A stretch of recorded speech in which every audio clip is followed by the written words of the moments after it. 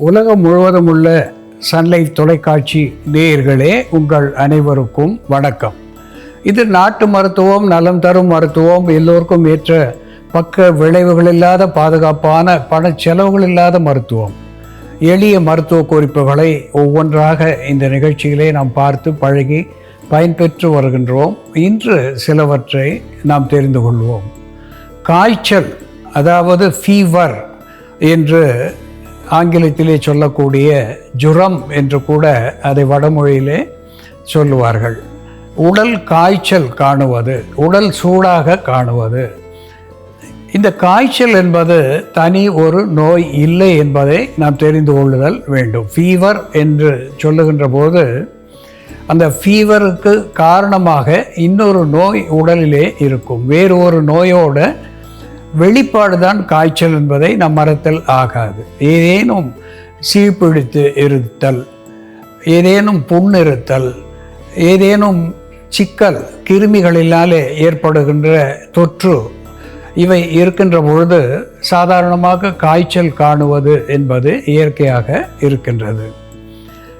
எந்த காய்ச்சலாக இருந்தாலும் சரி, துளசியை சாறு எடுத்து ஒரு தேக்கரண்டி அளவு எடுத்துக்கொண்டு அதனோடு 5 மிளகை தட்டி போட்டு தேன் சேர்த்து கொதிக்க வைத்து தீநீராக பருகுகின்ற பொழுது இந்த காய்ச்சலை போக்குகின்ற ஒரு நல்ல மருந்தாக, ஃபெப்ரிஃப்யூஜ் என்று சொல்லக்கூடிய வகையிலே உடல் சூட்டை தணித்து காய்ச்சலை தணிக்கக்கூடிய ஒன்றாக இது விளங்குகிறது. ஆன்டிபைரிட்டிக் என்கின்ற வகையிலே உடல் சூட்டை குறைத்து காய்ச்சலை தணித்து உடலுக்கு நன்மை தருகிறது என்பதை நாம் மறத்தல் ஆகாது. அன்பான நேயர்களே, இந்த ஒபிசிட்டி என்று சொல்லுகின்ற பொழுது உடல் எடை அதிகரிப்பு. இந்த உடல் எடை அதிகரிப்பு என்பது போதுமான உடற்பயிற்சியின்மை, சரியான வேலையின்மை, அது மட்டுமல்லாமல் அடிக்கடி உண்பது, காலம் தவறி உண்பது, இப்படிப்பட்ட நிலையிலே இந்த உடல் எடை அதிகரிக்கக்கூடும். மன அழுத்தம் கூட உடல் எடைக்கு ஒரு காரணமாக விளங்குகிறது.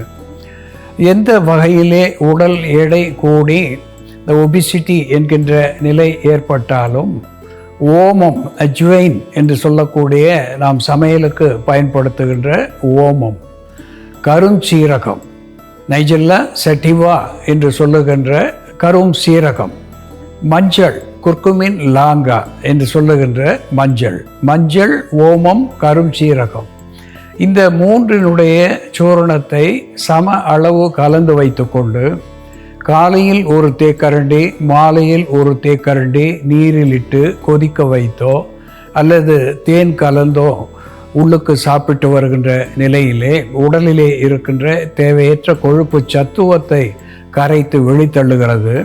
அது மட்டுமல்லாமல் குருதி நாளங்களிலே ஏற்படுகின்ற அடைப்பை போக்கி குருதி நாளங்களை சீர் செய்து இரத்த ஓட்டத்தை சரி செய்யக்கூடிய ஒன்றாக, இதயத்துக்கு நலம் தரக்கூடிய ஒன்றாகவும் இந்த மருந்து விளங்கும் என்பதிலே ஐயமில்லை.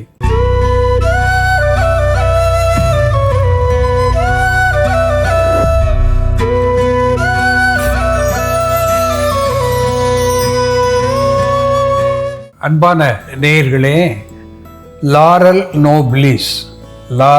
நோபிலிஸ் என்று தாவர பெயராலே சுட்டப்பெறுவது, லாரல் லீஃப் என்று ஆங்கிலத்திலே சொல்லப்பெறுவது, பே லீஃப் என்று கூட ஆங்கில பெயரை அது பெற்றிருக்கிறது. தமிழிலே பிரியாணி இலை என்று சொல்லுவது வழக்கம்.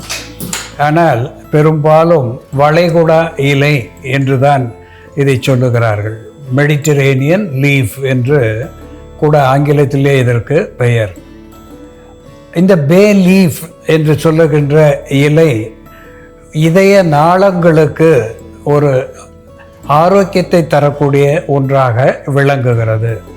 இந்த இலையை இடித்து பொடித்து நாம் தீநீராக போதிய இனிமை சேர்த்து குடிக்கின்ற பொழுது இதய நாளங்களுக்கு இதமான சூழ்நிலையை இது தருகிறது. இது ஒரு டைஜஸ்டிவ் டானிக் என்கின்ற வகையிலே செரிமானத்தை சீர் செய்கிறது, இதய நாளங்களிலே இருக்கின்ற அடைப்புகளை வெளித்தள்ளக்கூடியதாக விளங்குகிறது. ஒரு மைல்டு செடேட்டிவ் என்கின்ற வகையிலே வலியை தணிக்கிறது, லேசான தூக்கத்தை தூண்டக்கூடியதாக விளங்குகிறது.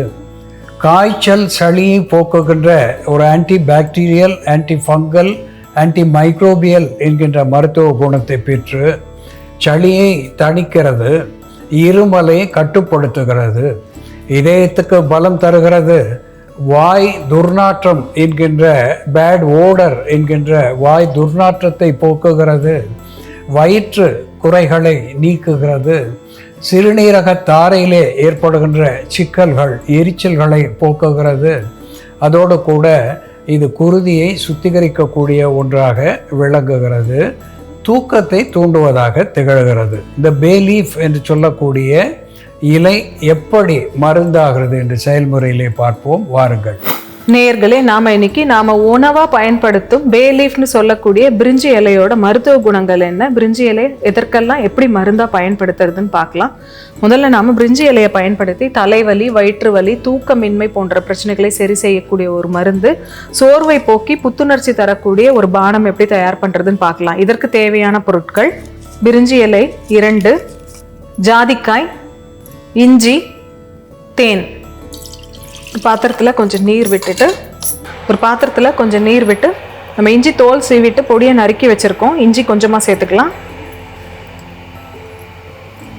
இதோட ஜாதிக்காய் பொடி 1 சிட்டிகை அளவு. ஜாதிக்காயும் வயிற்று வலியை போக்கக்கூடிய மருந்தாகவும், வயிற்றில் உள்ள அதிகப்படியான காற்றை வெளித்தள்ளக்கூடிய மருந்தாகவும், நரம்புகளை சாந்தப்படுத்தக்கூடிய மருந்தாகவும் இருக்கிறதுனால நம்ம ஜாதிக்காய் சேர்க்கிறோம்.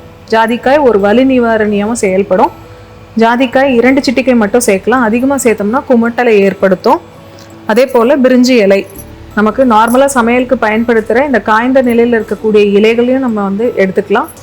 அப்படி இல்லைன்னா நமக்கு ஃப்ரெஷ்ஷாக கிடைச்சதுன்னா மலை பிரதேசங்களில் போகும்போது நமக்கு ஃப்ரெஷ்ஷாக கிடைக்கும். நர்சரிஸ்லேயும் இப்போ நிறைய விற்கிறாங்க. இது நம்ம தொட்டிலேயே கூட வளர்க்கலாம். இந்த இலைகளை எப்படி ஐடென்டிஃபை பண்ணுறது அப்படின்னு பார்த்தோம்னா, இந்த இலைகளோட பார்த்தோம்னா 3 கோடுகள் இருக்கும். இது இப்படி 3 கோடுகள் இருக்கும். அதே போல் இந்த இலையோட வாசனை நல்லா நமக்கு லவங்கம் வாசனை வரும். இலையோட சுவை பார்த்தோம்னா மிளகு மாதிரி காரம் இருக்கும். இந்த இலையோடுக்கு ஒரு சிறு காரம் இருக்கும். வாசனை லவங்கத்தோட வாசனை வரும். ஃப்ரெஷ்ஷாக இருந்ததுன்னா நம்ம ஒரு 2 இலைகள் இதோட சேர்த்துக்கலாம். இந்த பிரிஞ்சி இலைகளை நமக்கு ஃப்ரெஷ்ஷாக இருக்கும் பொழுது நம்ம ஸ்டீம் பண்ணுறதுக்காகவும் பயன்படுத்தலாம். மூக்கடைப்பு, தலைபாரம், காது வலி போன்ற பிரச்சனை இருந்ததுன்னா இந்த இலைகளை நீரில் இட்டு கொதிக்க வச்சு அதுலேருந்து வரக்கூடிய ஆவியை நம்ம முகர்ந்துட்டு வரும்பொழுது தலைவலி, தலைபாரம், மூக்கடைப்பு போன்ற பிரச்சனைகள் சரியாகும். அதே போல் காது வலி இருந்தாலும் கம்மியாகும். நல்ல ஸ்ட்ரெஸ் ரிலீவ் பண்ணக்கூடிய ஒரு அரோமா தெரப்பியாகவும் இதை நம்ம பயன்படுத்தலாம்.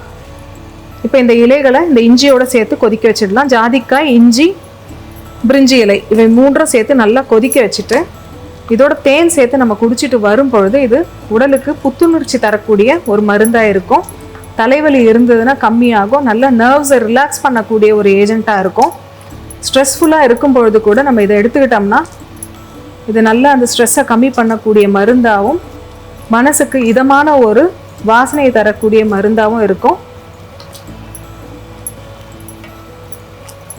ஒரு 10 நிமிடம் இதிலிருந்து வரக்கூடிய அந்த வாசனையை நம்ம முகர்ந்துட்டு இருந்தாலே நமக்கு இருக்கக்கூடிய அந்த ஸ்ட்ரெஸ் கம்மியாகும். நல்ல ரிலாக்ஸிங்காக இருக்கும். அதே போல் இந்த பே லீவ்ஸை நம்ம ஆன்டி டேண்ட்ரஃப் ஏஜென்ட்டாகவும் பயன்படுத்தலாம். தண்ணியில் இந்த பே லீவ்ஸை போட்டு நல்லா கொதிக்க வச்சுட்டு அந்த தண்ணியை கொண்டு நம்ம தலையை அலசிட்டு வரும் பொழுது நமக்கு பொடுகு கண்ட்ரோல் ஆகும். தேங்காய் எண்ணெயிலையும் நம்ம இந்த இலைகளை ஊற வச்சு வெயிலில் வச்சு எடுத்து வச்சுக்கிட்டோம்னா அந்த எண்ணெயும் நம்ம தலைக்கு தடவிட்டு வரும் பொழுது பொடுகு போன்ற பிரச்சனைகள் வராமல் இருக்கும். தலையில் அரிப்பு இல்லாமல் இருக்கும். இந்த கஷாயம் இப்போ தயாராகிடுச்சு.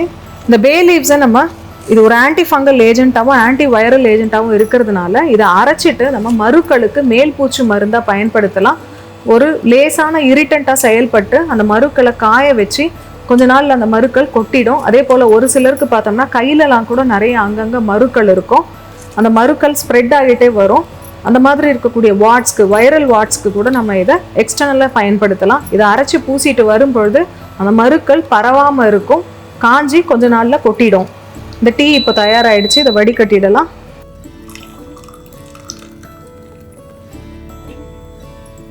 இதோட தேன் சேர்த்துக்கலாம். இது ஒரு ஆன்டிஸ்பாஸ்மோடிக்காக செயல்பட்டு வயிற்று வலியை கம்மி பண்ணும். பே லீவ்ஸ்னு சொல்லக்கூடிய பிரிஞ்சி இலை, இஞ்சி, ஜாதிக்காய் மற்றும் தேன் சேர்ந்த அந்த மருந்தை தொடர்ந்து எடுத்துட்டு வரும்பொழுது தலைவலி, வயிற்று வலி, காது வலி போக்கக்கூடிய மருந்தாகவும் உறக்கத்தை ஏற்படுத்தக்கூடிய மருந்தாகவும் செயல்படும். ஸ்ட்ரெஸ்ஸை குறைக்கக்கூடிய ஒரு ரிலாக்ஸிங் ஏஜென்ட்டாகவும் இது செயல்படும். அன்பான நேயர்களே, லாரல் நோபிலிஸ் என்று தாவர பெயராலே சுட்டப்பெறுவது பே லீஃப் என்று ஆங்கிலத்திலே பெயர் பெற்றது. தேஜ் பத்ரா என்று வடமொழி பெயரை பெற்றிருப்பது. பிரியாணி இலை என்று நாம் தமிழிலே சொல்லக்கூடிய ஒரு இலை. இந்த இலை நல்ல மணமுடையது, சிறிது காரத்தன்மை உடையது, நல்ல வாசனை இதில் இருப்பதினாலே ஒரு அரோமா தெராப்பி என்று சொல்லுகின்ற வகையிலே இதனுடைய மனமே பல நோய்களை போக்கக்கூடியதாக, குறிப்பாக குமட்டல், வாந்தி இவற்றை நீக்கக்கூடியதாக விளங்குகிறது. ஒரு டைஜஸ்டிவ் என்கின்ற வகையிலே இது செரிமானத்தை சீர் செய்யக்கூடியதாக, ஒரு கறிவேப்பிலையைப் போல இது நமக்கு பயன் தருகிறது.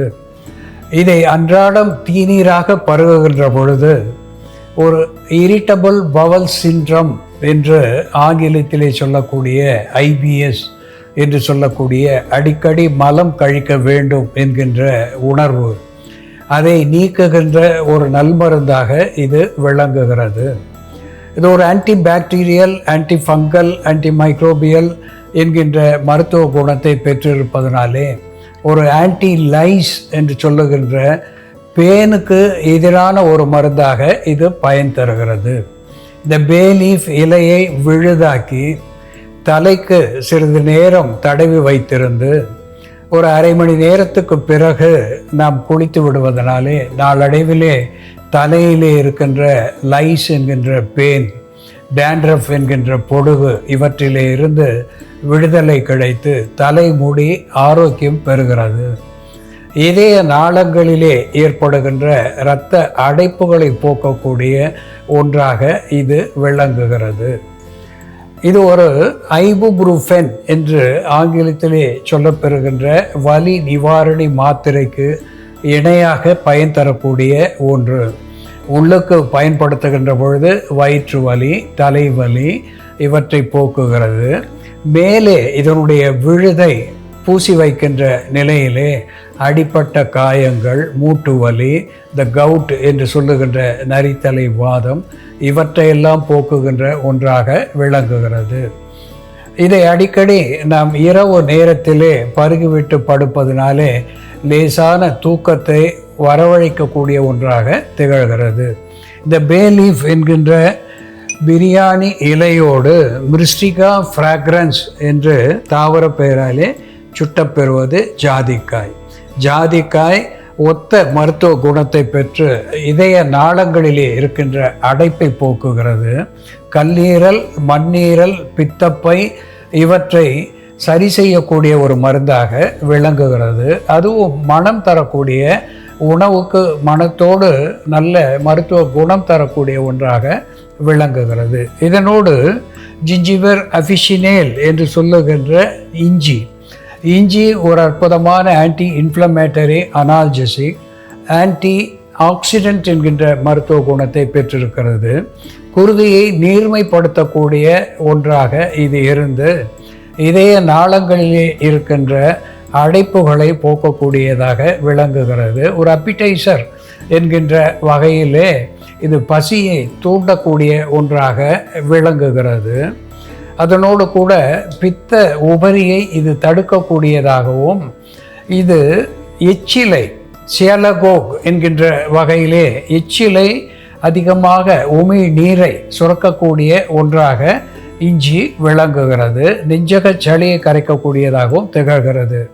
இந்த பே லீஃப் என்கின்ற பிரியாணி இலையோடு ஜாதிக்காய், இஞ்சி சேருகின்ற பொழுது ஒரு அற்புதமான மருந்தாகி இதயத்துக்கு, வயிற்றுக்கு, சிறுநீரகத்துக்கு, மலக்குடலுக்கு என்று பல்வேறு பாகங்களுக்கு மருந்தாகி முழுமையான ஆரோக்கியத்தை நமக்கு தரக்கூடியதாக விளங்குகிறது என்பது உண்மை. அன்பான நேயர்களே, மலைப்பாங்கான இடங்களிலே நமக்கு சாதாரணமாக கிடைக்கக்கூடிய இந்த பே லீஃப் என்கின்ற வாசனை இலை நமக்கு எப்படி மருந்தாகிறது என்று நாம் பார்த்து தெரிந்து கொண்டோம். இதுபோல வேறு ஒரு மருத்துவ குறிப்போடு நாம் மீண்டும் சந்திப்போம். நன்றி, வணக்கம்.